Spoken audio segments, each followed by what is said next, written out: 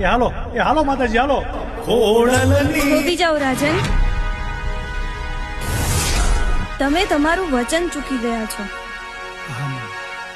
મને યાદ આવ્યું માતાજી, મેં નેહડેથી હાલતી વેળાએ તમને વચન આપ્યું હતું કે હું રસ્તામાં ક્યાંય પાછું વાળીને જોઈશ નહીં. હા માતાજી, મને યાદ છે.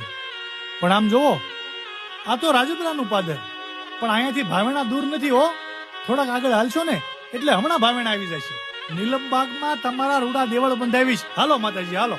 ના રાજન, હવે હું મારું ત્રિશૂળ અહીંયા સ્થાપિત કરીશ, અને હવે અહીંયાથી હું એક ડગલું પણ આગળ નહીં વધું.